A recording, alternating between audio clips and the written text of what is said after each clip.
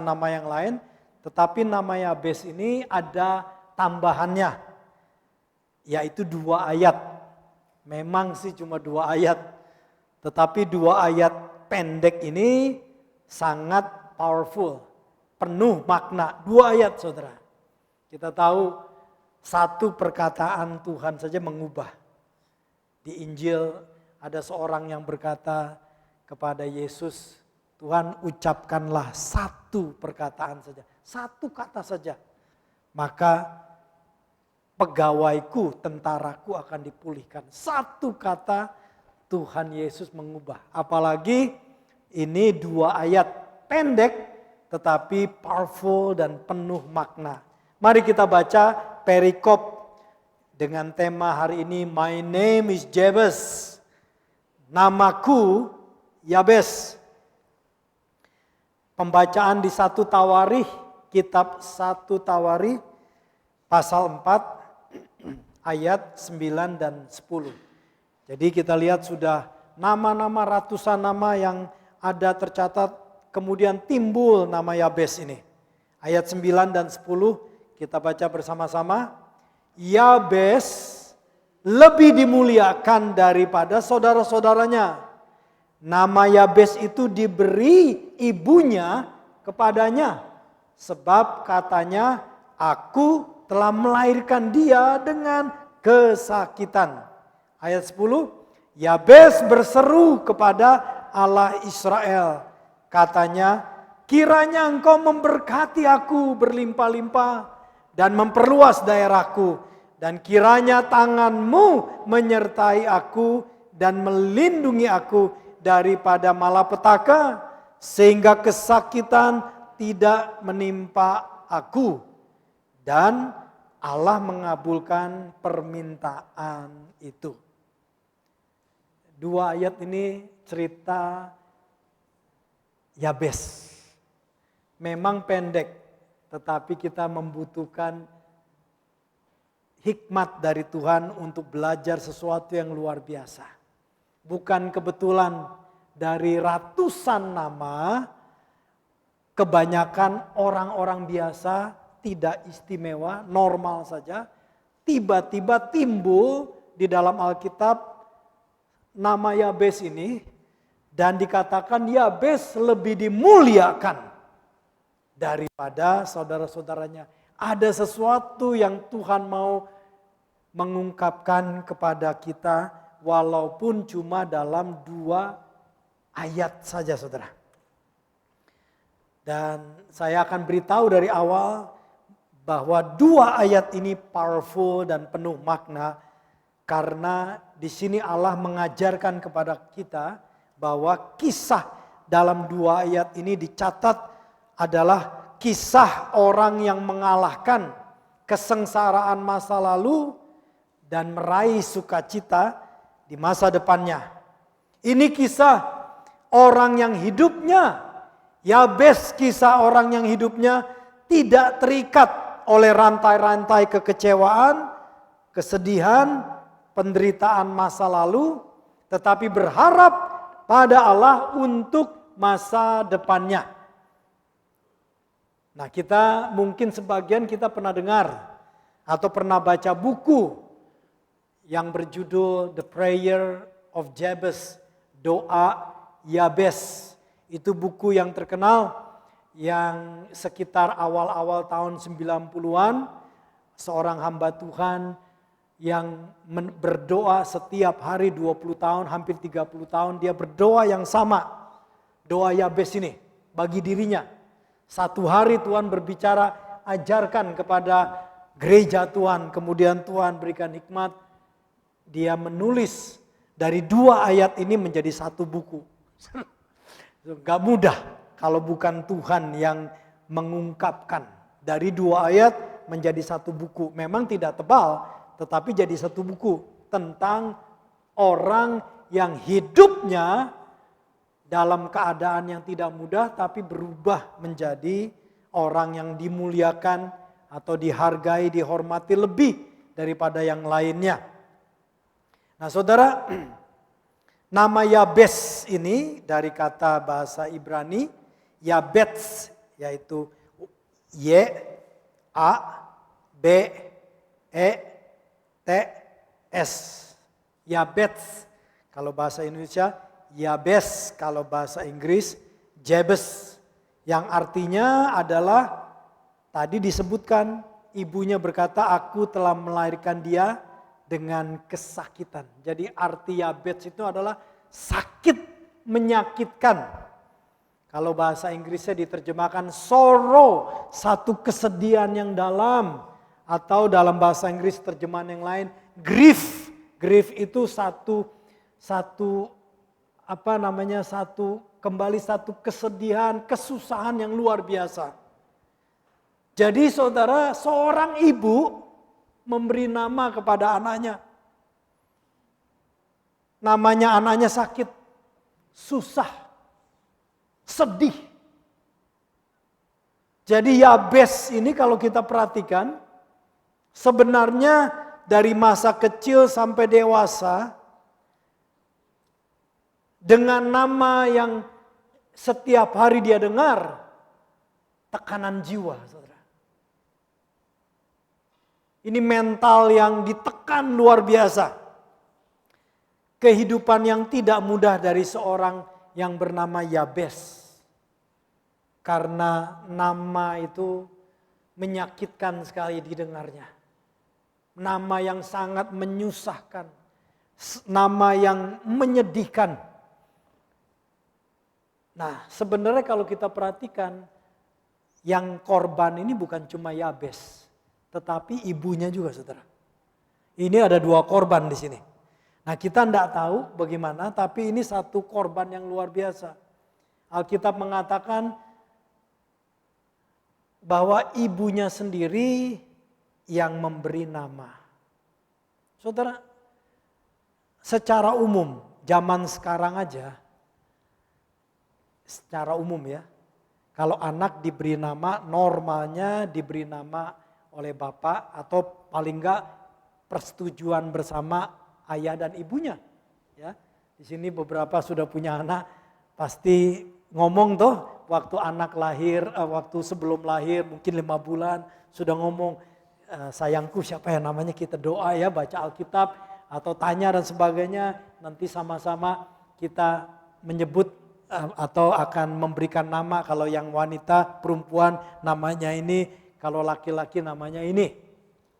Ya, dulu waktu pastor pertama kali kita berdoa untuk anak, waktu itu belum ada kehamilan, tapi kita ngomong berdua, nanti ya kalau anak kita perempuan, kita beri namanya Kezia.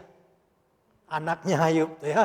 Udah mantap, pokoknya Kezia kalau dia perempuan.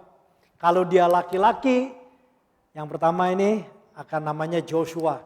Ya, makanya begitu kita tahu dia laki-laki, udah namanya Joshua ya. Nah, zaman dulu, apalagi zaman perjanjian lama, boleh dikatakan nomor 1 yang memberikan nama itu adalah bapaknya atau kakeknya, terutama dari keluarga laki-laki. Nah, tetapi Alkitab mencatat pada zaman itu yang kasih nama ini ibunya. Ibunya Yabes kasih nama Yabes. Jadi ada sesuatu yang kejadian yang luar biasa terhadap seorang ibu ini, sampai dia nekat istilahnya melawan norma-norma kebudayaan zaman dulu. Ayahnya, suaminya, bapak anak itu tidak punya hak untuk kasih nama. Juga kakeknya, keluarga laki-laki tidak punya hak, ibunya yang kasih nama. Jadi ada sesuatu yang terjadi pada mental ibu ini, saudara. Dan dia memberi nama anaknya, nama yang sangat mengerikan, Yabets, yang artinya adalah sakit, kesedihan, kesusahan yang amat. Jadi saudara, ini sesuatu yang terjadi pada ibunya. Padahal di zaman itu mungkin sudah puluhan juta wanita melahirkan. Dan mereka tahu dari dulu juga, melahirkan itu pasti akan disertai dengan rasa sakit. Dari mana taunya? karena Allah yang menciptakan manusia sudah berkata di dalam kitab Kejadian pasal 3 ketika manusia pertama Adam dan Hawa jatuh dalam berdosa, Allah berkata kepada Adam, Hawa dan juga kepada ular yang dalam bentuk setan dalam bentuk ular. Dan kepada Hawa secara khusus Allah berkata di ayat 16, kitab Kejadian pasal 16, dengan kesakitan engkau akan melahirkan anakmu. Jadi sudah sejak si Hawa melahirkan, itu sudah ada rasa sakit. Puluhan juta, mungkin ratusan juta. Pada waktu zaman ibu dari Yabes ini melahirkan, sudah puluhan ratusan juta perempuan, seorang ibu, seorang istri yang melahirkan dengan kesakitan. Dan itu wajar, itu normal. Dan normalnya ketika anak yang lahir itu begitu sakit pun, begitu ibunya melihat anak yang lahir, semuanya lega. Di sini sudah ada beberapa para ibu. Ada ibu begitu melahirkan anaknya sehat terus jadi nyesel. Ada di sini? Jangan angkat tangan, nanti konseling aja. Saya yakin by the grace of God, nggak ada deh yang ngangkat tangan. Sakit sih sakit, ya. Tapi begitu pas ngelihat anaknya sehat semuanya, leganya bukan main. Betul apa betul? Haleluya. Waktu Pastor Lucy, Joshua dilahirkan, juga Stephen, wah nggak gampang terutama Joshua. Ya, nggak gampang sekali anak pertama. Oh dia sampai waktu saya melihat selesai melahirkan itu, semua pori-porinya seperti biru-biru, merah, biru-biru semua. Semua di sini saudara, saking ngedennya untuk keluar itu. Penuh dengan, tapi begitu dia lihat Joshua udah dibersihin, sehat gitu, lega, dia tenang gitu. Dia taruh Joshua di dadanya ya, dengan capek gitu ya. Tapi thank God sudah berlalu. Ini belum lama ya, Evida, ya betul ya, Evida ya. Jadi lega ya, walaupun sakit. Ya di sini mungkin yang baru juga atau yang akan punya anak, Anda tahu dia bakal sakit. Tapi kesakitan yang setelah itu satu kelegaan yang luar biasa. Dan biasanya pasti memberikan nama-nama yang bagus-bagus, pengharapan yang luar biasa. Tetapi ada sesuatu di ibu Yabes ini sehingga ketika dia melahirkan, ketika dia memegang dan dia lihat anaknya walaupun sehat semua, dia katakan, "Your name is Jabez." Namamu ini kesakitan, kesusahan, kesedihan yang amat. Nah, saudara, kasihan ibunya Yabes sebenarnya ya. Dan akhirnya tanpa sadar kekecewaan dan kesedihan dan kesakitannya dan kesusahannya dia dalam tanda kutip dia transfer kepada Yabes saudara. Sehingga Yabes dari sejak baby sudah merasakan tertolak. Mungkin sambil menyusui, kemudian ibunya bilang, waduh, lu nih ya memang bayi bikin susah. Bikin susah, Yabes, Yabes. Dari sejak bayi sudah rasa tertolak. Kemudian tentu dia tambah besar. Dan Alkitab mencatat bahwa dia lebih dimuliakan daripada saudara-saudaranya. Artinya ibunya bukan cuma punya anak satu Yabes, tetapi punya anak-anak yang lain. Mungkin dia punya adik, kakak, laki-laki atau perempuan. Tapi sayangnya yang cuma dikasih nama seperti Yabes itu cuma satu, yaitu dia. Yang lain mungkin namanya normal. Jadi Anda bisa rasakan satu perlakuan yang beda. Jadi sejak dia mulai tahu nama-nama itu, dia mulai tambah besar, dia rasakan perbedaan. Yang lain namanya normal-normal saja, baik-baik saja. Tetapi nama dia mengingatkan penderitaan ibunya. Kalau dia salah dikit, langsung dibilang, kamu memang bikin susah, dasar juga Yabes. Kamu dari kecil aja sudah bikin menyakitkan orang kamu. Nah, dia bertambah besar, saudara, imagine. Pada zaman itu hidup, pada zaman itu saudara. Bayangkan saudara dengan nama Yabes ini yang artinya sakit, susah, kesedihan amat. Ketika ditanya orang atau memperkenalkan diri, ya saudara, siapa namanya Pak? Sakit. Kaget. Sakit di mana Pak? Apanya yang sakit? Saya lihat Bapak sehat-sehat. Saya sakit.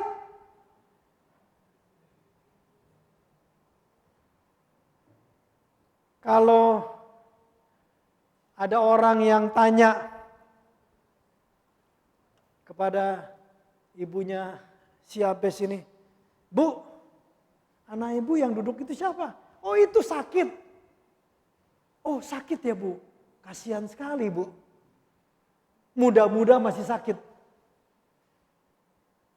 Bayangin saudara, imagine, nama ini bisa menjadi olok-olokan.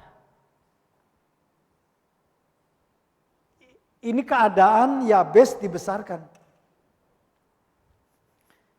Dia bisa minder, bisa kecewa, bisa putus asa. Dia mungkin bisa komplain. Apa salahku diberi nama Yesus, nama Yabes ini? Kan bukan aku yang minta jadi anak ibu. Kan bukan aku yang minta dilahirkan. Bukan aku. Kan kamu yang sama papa. Jadi gua begini. Kan gua gak minta. Yabes bisa hidup sebagai orang yang penuh dengan kepahitan, kecewa, minder, merasa tidak dihargai, dibedakan, rasa ditolak bahkan oleh orang tuanya sendiri dengan memberikan nama yang sangat-sangat menghina.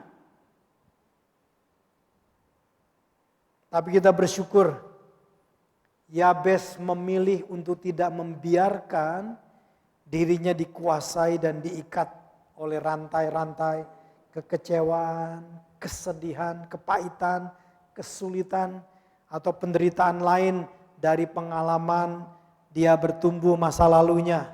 Tetapi Yabes memilih berharap pada Allah untuk masa depannya.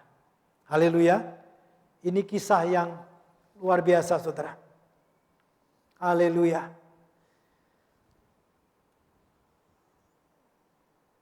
Apa yang membuat perbedaan? Ketika Yabes menaruh pengharapan pada Allah, Alkitab mencatat dia dimuliakan lebih daripada saudara-saudaranya. Apa yang dia lakukan? Ayat 10. Yabes berseru kepada Allah Israel. Dia berseru kepada Allah Israel. Berseru itu satu ekspresi tindakan berdoa. Seruan pengharapan minta tolong. Kalau di Alkitab banyak orang-orang berseru kepada Allah. Memohon pertolongan, berdoa. Jadi Yabes ini berdoa, dikatakan dia berseru kepada Allah Israel. Dia berdoa kepada Allah Israel. Sebab Allah Israel adalah Allah yang hidup. Dia Allah yang benar. Dia maha kuasa. Bagi kita di perjanjian baru, Allah Israel itu bagi kita adalah Tuhan Yesus Kristus. Firman Tuhan di dalam Roma 10 ayat 13. Roma 10 ayat 13. Tertuliskan, sebab barang siapa yang berseru kepada nama Tuhan akan diselamatkan. Amin. Haleluya. Siapa yang berseru kepada nama Tuhan akan diselamatkan. Roma pasal 10 ayat 11. Di pasal yang sama ayat 11 tertuliskan, karena kitab suci berkata, ini kitab suci yang berkata. Kitab suci berkata, barang siapa yang percaya kepada Dia tidak akan dipermalukan. Haleluya. Jadi Yabes berseru kepada Allah Israel dalam perjanjian lama, kepada Allah yang hidup, Allah yang benar. Dia berkata begini, dan ini adalah doa Yabes yang disebut sebagai doa Yabes, seruan doa Yabes kepada Allah Israel. Kalau kita perhatikan, sebenarnya ada 5 bagian doa ini. Nanti kita lihat, biasanya 4, tapi kita akan lihat ada 5 bagian. Saudara, inilah doa, seruan doa Yabes kepada Allah Israel. Katanya, kiranya Engkau memberkati aku berlimpah-limpah.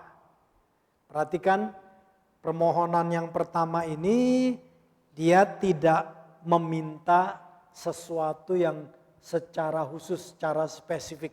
Tidak, dia hanya berkata, kiranya Engkau memberkati aku berlimpah-limpah. Seolah-olah Yabes ini seperti memberikan, kalau Anda waktu hidup masih dulu ya, lebih dulu kita, sekarang memang semua uang pakai elektronik, dulu itu masih ada cek, soalnya zaman cek ditulis ya. Istilahnya Yabes ini memberikan cek kosong kepada Allah. Tolong Allah yang tulis isinya berapa. Kira-kira begitu saudara. Atau kertas kosong, silakan Tuhan sendiri yang nulis mau memberkati aku apa. Dia hanya berkata, berkati aku berlimpah-limpah. Tidak ada yang spesifik. Kalau Anda tidak tahu bagaimana berdoa, cukup berdoa, Tuhan berkati aku berlimpah-limpah. Enggak tahu caranya gimana, apa itu, tapi aku percaya Engkau Allah yang memberkati. Karena itu berkati aku berlimpah-limpah, berkati aku berlimpah-limpah. Terkadang doa manusia bisa salah, mintanya salah. Lebih baik kasih Tuhan kertas kosong biar Tuhan yang menentukan bagaimana dan apa yang Dia memberkati kita. Yang pertama, berkati aku berlimpah-limpah. Yang kedua, permintaan seruan doa ini, nah ini baru secara spesifik. Dan perluaslah daerahku. Daerah berbicara tanah.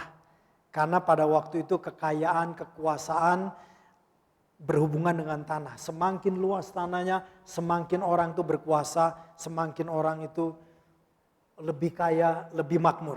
Yaitu pada zaman itu. Perluas daerahku, ada spesifik yang diminta. Ya, kalau zaman sekarang mungkin Tuhan, tolong Tuhan jabatanku lebih tinggi lagi Tuhan. Tuhan tolong aku Tuhan, klienku tambah banyak lagi Tuhan. Ya, doanya begitu. Tuhan tolong Tuhan, omsetnya lebih banyak lagi Tuhan. Tuhan tolong. Kalau pendeta mungkin Tuhan tolong jemaatnya lebih besar lagi. Kira-kira begitu dia secara spesifik. Atau mungkin Tuhan perluas pengaruhku. Ada sesuatu yang spesifik didoakan. Jadi yang pertama dia meminta, pokoknya Tuhan Engkau yang memberkati aku. Aku gak tahu bagaimana atau apa yang Kau akan berikan, tapi berkati aku. Yang kedua, dia berdoa secara khusus tentang hal jasmani. Tuhan tambahkan anak-anakku. Tambah besar. Tuhan tambahkan Tuhan pabrikku Tuhan. Aku pengen punya 5 pabrik Tuhan, sekarang 1. Aku pengen Tuhan. Boleh saudara. Yabes minta daerahnya diperluas, pengaruhnya, kekayaannya diperluas. It's okay. Minta diberkati, it's okay saudara. Dia berdoa. Yang ketiga, dia berdoa seruannya, kiranya tanganmu menyertai aku. Tangan itu berbicara kekuatan. Dia meminta kekuatan dari Tuhan. Tangan itu berbicara pertolongan. Dia meminta pertolongan Tuhan. Tangan itu berbicara juga Tuhan berperang melawan musuh-musuhnya. Tangan Tuhan dia minta, artinya bahwa dia minta kesuksesan dari Tuhan dengan pertolongan Tuhan. Dia minta, Tuhan buat aku sukses karena tangan-Mu Tuhan menyertai aku. Tuhan berikan aku kekuatan supaya aku bisa berhasil. Ya. Yang keempat, dia berdoa dan melindungi aku dari malapetaka sehingga kesakitan tidak menimpa aku. Nah, itu dalam bahasa Indonesia. Kalau di dalam bahasa originalnya, dan melindungi aku dari malapetaka supaya tidak timbul kesakitan. Diterjemahkan kesakitan pada dirinya, atau ada ayat New King James Version supaya tidak menimbulkan kesakitan atau kesedihan kepada orang lain. Jadi ada 5 nih. Yang keempat, dia minta perlindungan dari Tuhan supaya dia sendiri jangan tertimpa kesakitan. Karena selama dia dari kecil, dari bayi sampai dia menginjak dewasa, dia tahu rasanya sakitnya hatinya, diejek, dicemoohkan, ditolak, dihina-hina saudara. Di antara teman-teman main, dibesarkan dengan kondisi yang sangat tidak mudah, tekanan mental yang luar biasa. Dia merasakan sakitnya itu, dia minta supaya dilindungi, supaya dia juga tidak terkena sakit, sesuatu menyakitkan di depannya. Dan juga dia berdoa supaya dia dilindungi, supaya dia tidak menyebabkan kesakitan kepada orang lain. Jadi ada 5 seruan doa Yabes kepada Allah Israel. Dia minta Allah memberkati berlimpah-limpah. Yang kedua dia minta diperluas daerahnya. Dia minta pertolongan tangan Tuhan yang menyertai, yang membuat dia berhasil. Yang keempat dia minta perlindungan dari mara bahaya supaya dia tidak tertimpa kesakitan. Yang kelima dia meminta perlindungan juga dari malapetaka supaya dia tidak menyebabkan orang lain jadi sakit. Mungkin Yabes ingat bahwa karena ibunya merasakan kesakitan besar, sehingga akibatnya ibunya juga menyebabkan Yabes merasakan satu sakit, tekanan mental yang besar sejak bayi saudara ya. Rasa penolakan, diperlakukan beda, dicemoohkan dan sebagainya saudara, dan lain-lain. Dan Yabes berharap hidupnya itu bukan menyakitkan orang lain seperti pengalaman dia dengan ibunya, tetapi dia berharap hidupnya boleh menjadi berkat buat orang lain. Tidak menyebabkan orang lain susah, tetapi menjadi berkat buat orang lain. Dan itu adalah keinginan yang benar. Itu adalah keinginan dari Tuhan. Karena Alkitab mengatakan keturunan Abraham orang-orang yang diberkati supaya mereka menjadi berkat. Haleluya. Haleluya. Nah, dan dikatakan bahwa Allah mengabulkan permintaannya itu. Itulah sebabnya dituliskan bahwa di tengah-tengah keadaan hidup yang seharusnya rusak di masa depan Yabes, tetapi justru dia lebih dimuliakan daripada saudara-saudaranya yang lain. Artinya dia lebih dihormati lebih disegani, terkemuka di antara saudara-saudaranya. Ada satu lagi ayat saudara yang membuat luar biasa. Ini tersirat bahwa waktu dia berdoa memperluas daerahku. Ternyata ada satu wilayah di Israel namanya daerah Yabes. Jadi kemungkinan itu tempat tinggal dia. Diberikan nama Yabes. Ayatnya di dalam 1 Tawarikh pasal 2 ayat 55. Kalau Anda nanti baca 1 Tawarikh pasal 2 ayat 55. Ya, itu ada disebutkan satu wilayah namanya Yabes, kota Yabes, wilayah Yabes. Haleluya. Nah saudara, kita melihat tadi saya bilang bahwa ini adalah walaupun cuma 2 ayat, tetapi ayat yang powerful, yang penuh makna. Karena ini menceritakan kisah seorang yang hidupnya tidak terikat oleh rantai-rantai kekecewaan, kesedihan, penderitaan masa lalu, tetapi berharap kepada Allah untuk masa depannya. Sehingga ia dimuliakan pada waktunya Allah mengabulkan permintaannya itu.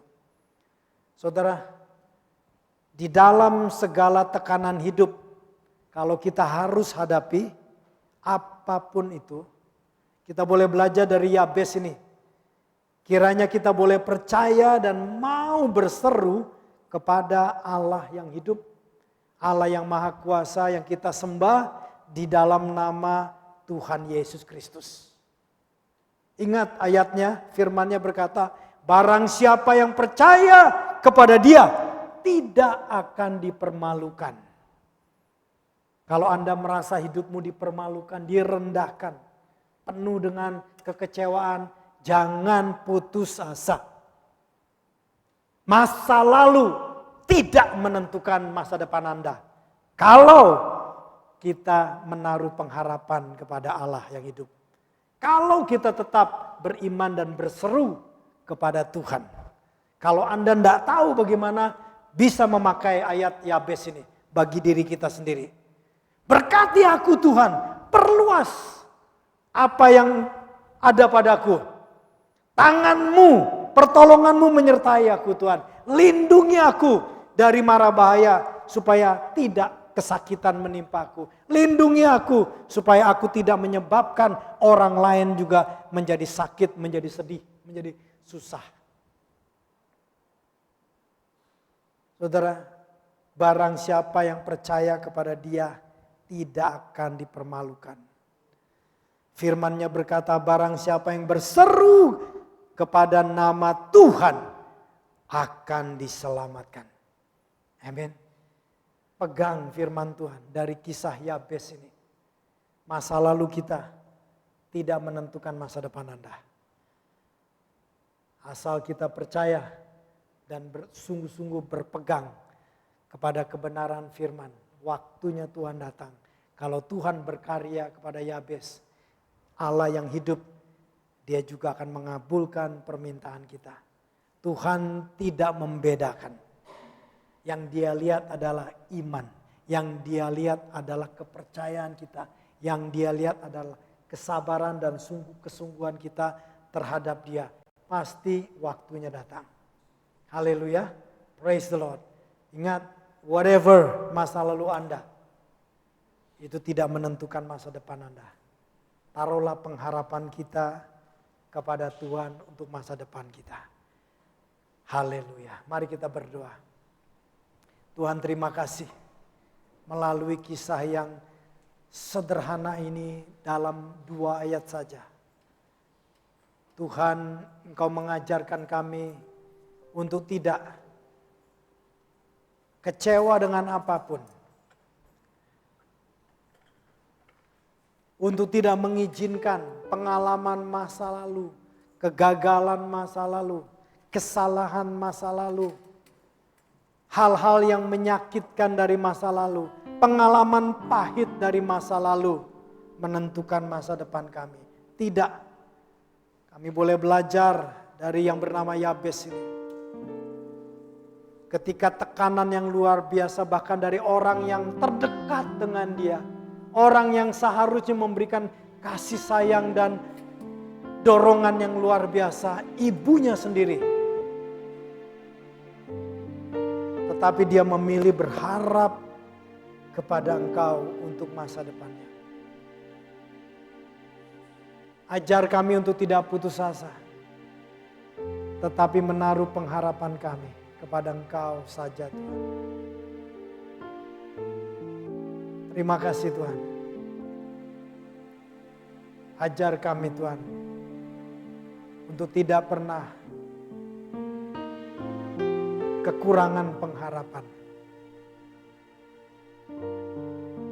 Untuk terus boleh berharap dan berseru kepada Allah yang hidup, kepada Tuhan kami yang mengasihi kami, Yesus Kristus. Dan kami mau pegang dan percaya firman-Mu. Orang yang percaya kepada Engkau tidak akan dipermalukan. Terima kasih Tuhan, kami tidak tahu bagaimana kami akan dipermuliakan. Bagaimana kami tidak tahu bagaimana kami akan diangkat, dihargai. Kami tidak tahu, tapi kami berseru, berkati kami Tuhan. Perluas daerah kami Tuhan. Dan kiranya Tuhan, tangan-Mu Tuhan, menopang kami, menyertai kami, menguatkan kami, membuat kami berhasil. Dan kiranya Engkau sendiri yang melindungi kami, sehingga kami boleh terhindar dari malapetaka. Lindungi kami juga supaya kami berjalan dalam hidup ini menjadi berkat bagi orang lain, tidak menyakiti orang lain, tidak menyusahkan orang lain. Tuhan, terima kasih. Kami tidak akan dipermalukan karena kami percaya kepada Engkau. Dan kami akan diselamatkan karena kami berseru kepada nama Tuhan, Allah yang hidup, Allah yang benar, Tuhan Yesus Kristus. Terima kasih Tuhan untuk firman-Mu. Amin. Amin. Amin. God bless. Tuhan memberkati. Saya serahkan kepada tim yang selanjutnya untuk melayani.